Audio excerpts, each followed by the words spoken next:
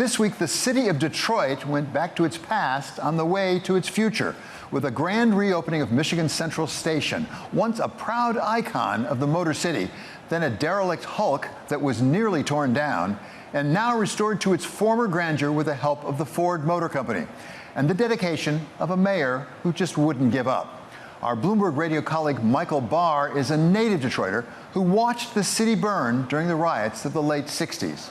I'm going to give away my age because that happened in '67, and I was 3 years old, and I was in Southwest Detroit. And at the time, I saw the National Guard in a Jeep go by. Now, being a stupid kid, I'm thinking, oh, G.I. Joe. I didn't realize that the daggone city is burning down. It's sad. And between that, how the auto industry really took a hard nosedive. What was Detroit's lowest point, do you think? Oh, I think probably bankruptcy in 2013 was rock bottom, but we had a lot of bad years before that. And I've said I'm 65 years old, and the city of Detroit has lost population every year I've been alive until last year. So that was a lot of years of auto plants moving out, restaurants moving out, movie theaters moving out, people moving out. The story of Detroit has long been a story of the auto companies that helped make it, sometimes for better and sometimes for worse. I think, World War II was a big challenge for the company. And when Henry Ford II led the company back to a revitalized state, we went through the whiz kids. We hired all these logistics experts from the Army after the World War II, and they really created this kind of bureaucratic but incredibly efficient machine. And the company was back in the 60s. And then the energy crisis came.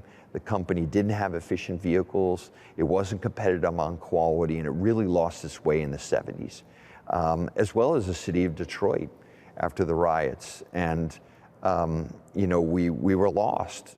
In less than 25 years, Henry Ford personified the American dualism and freedom of enterprise. It wasn't always this way. As the 20th century began, Henry Ford started mass-producing a new mode of transportation, the automobile, in Detroit. Ford invented the first moving assembly line in the world, and by the 1920s had produced some 20 million Model Ts. My grandfather's a good example. He was an educated man, but he had a great job at Ford and built his family. His kids went to, college eventually, and just like your family, there are millions of people around our country, around the world that have been affected by Ford. And at that time, Ford was the pinnacle. We had 80% market share globally of the car business. The Michigan Central Railway Station was a result of that automotive success. Built in 1913, when the mythic Ford Rouge plant was still under construction. At its peak, over 200 passenger trains a day left the station, carrying over 4,000 passengers. And another 3,000 people worked in the office tower above the station. But again, I see Detroit through the eyes of a kid who remembers a beautiful city. I remembered a beautiful train station. But in the end, the auto industry that helped build Michigan Central was also a central cause of its fall. As people moved away from passenger trains and took to the cars Detroit was churning out for the entire country. By the 1980s, it was the domestic auto industry's turn, as U.S. sales of the big three automakers peaked in 1979 and then declined steadily ever since, falling victim to a rising tide of foreign cars. And with it, the entire state of Michigan's contribution to national GDP fell from over 4% to less than 2.4%. It was heartbreaking over the years to see Dodge Maine close, to see Cadillac Fleetwood close, and the jobs that went with them, and they went to the suburbs, and eventually they went to Mexico. By the start of this century, what was once a glorious building had been abandoned. Its windows broken, its roof open to the sky, its marble scavenged. With the windows gone, the air blowing through, it was depressing every single time you came into town on the freeway. By 2013, the Detroit City Council had voted to tear Michigan Central down. And it took a Detroit backed by Dan Gilbert's real estate investments, a determined Mayor Duggan, and a Bill Ford, whose family had helped build Detroit, to reclaim it and restore Michigan Central to what, as of this week, it is again. So, from my first day in office, getting that train station reoccupied was a central focus. There was no way it was going to be demolished. Just meant too much to too many generations. And so my first month, Matt Maroon, the owner, was in my office, had a list of things that they wanted, and I said, I want one thing. I want you to put windows in that abandoned train station. And he looked at me like I was crazy. And I said, all people see when they look at that train station is blight. I remember when it was beautiful. And so we made a deal on some other things where they spent $1 million to put in windows. And when the windows started to go in, it had an electric effect in the city. Everybody driving by on the freeway said, oh my God.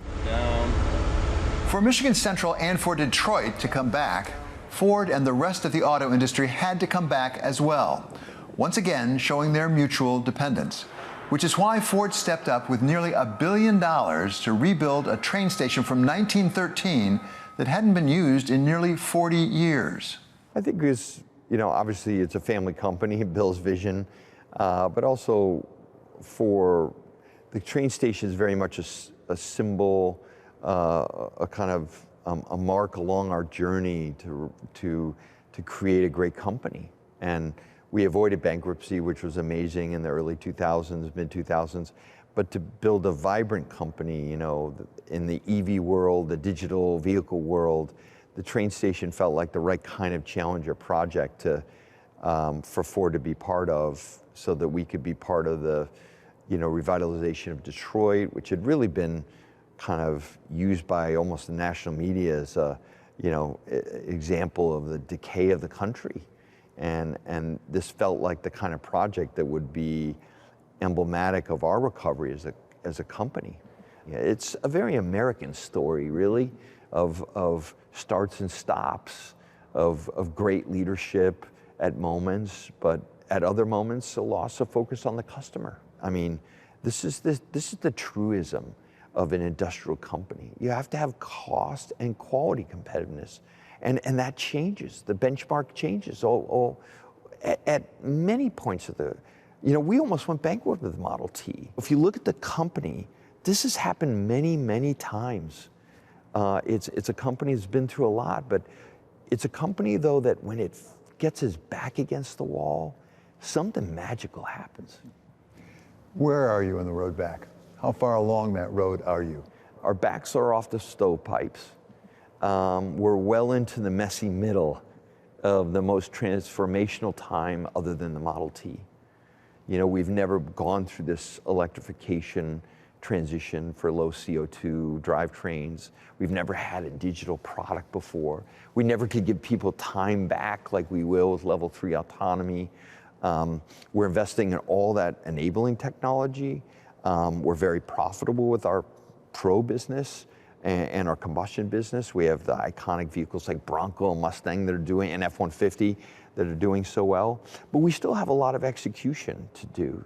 I'd say, we're just a few years away from another vibrant period for the company. And as leaders, we see it before everyone else sees it. And so it's exciting for us, but we feel a tremendous amount of responsibility for your parents, for you, for my grandparents. As Ford and the other Detroit automakers have fought their way back, they've brought jobs with them. Michigan unemployment peaked, apart from the pandemic, in 1983 at 16.5%, well above the national average. And now it's all the way down to 3.9%, right at that national average. But when I started, I sat with Bill Ford, I sat with Mary Barr, and I sat then with Sergio Marchionne, who was running Fiat Chrysler. And I said, look, if Detroit's going to come back, we've got to come back on our strength. We're not going to be the tech hub, the biomedical hub.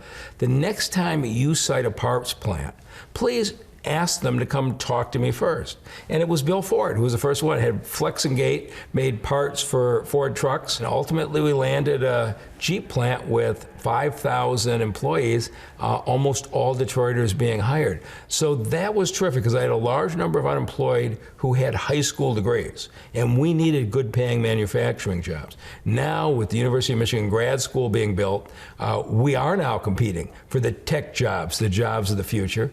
And that's exciting as well because in this city we need both. We need the people building the cars. We also need people designing the jobs of the future.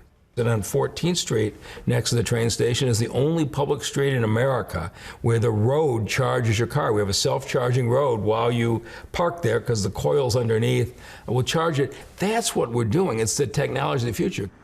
But it isn't just U.S. technology that's pushing the auto industry forward. In the 1980s, it was the Japanese manufacturers who put pressure on Detroit's Big Three. This time, it comes from Asia again, but from a much bigger source. China is a force in the world economically and apparently increasingly in the electric vehicle space. How vigorous a competitor are they? How vigorous a competitor should they be to you in the United States? I've been doing this for 40 years. I worked for Toyota for a couple decades. I've never seen a competition like this.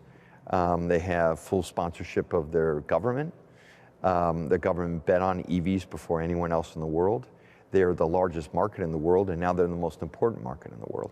We can compete and win against them, but we have to bring our A game, and we have to learn a lot of new things. This will be the ultimate test of companies like Ford for the next 100 years. I fully believe we can do it. So we've talked about a very proud time for Detroit and for Ford, and then losing some of that pride with sort of losing the way, both for Detroit and for Ford. How do you make sure you don't lose it again? How do you make sure you don't make the same mistake in a different time, in a different place?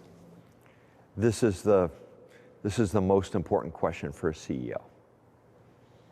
And I think really the only answer is culture. It can't depend on me. It has to depend on kind of the heart and soul of our workforce who comes in every day, and their commitment to quality and cost is really only way to be enduring and sustainable. Great companies like Toyota did that to empower the factory worker to pull the andon cord when they saw something wrong. And the only way, I believe, to sustain that at Ford is not me. It's a culture that is obsessed with quality and the customer and cost. The future of Detroit can't depend on any single person or any single company. It needs business and talent and community and leadership all coming together. But perhaps there's no better leading indicator for Detroit than the comeback of its hometown NFL team, the Detroit Lions. All my girls who live here, they're Lions fans. I mean, it is so fantastic. I mean, the city was alive. I think it's another example of the stick-to-itness of America and of Detroit. We made the championship game against the San Francisco 49ers. When we made that, we've been through so much. We didn't win it, but I'm proud of my teams. I enjoy Detroit. Detroiters know what I'm talking about. If we got it in our hearts, a whole bunch of fight, and people will look at us like, oh, you came from Detroit. It's like, yeah, but look at us now. And I am so proud. I always say I'm a native Detroiter, an adopted son of New York.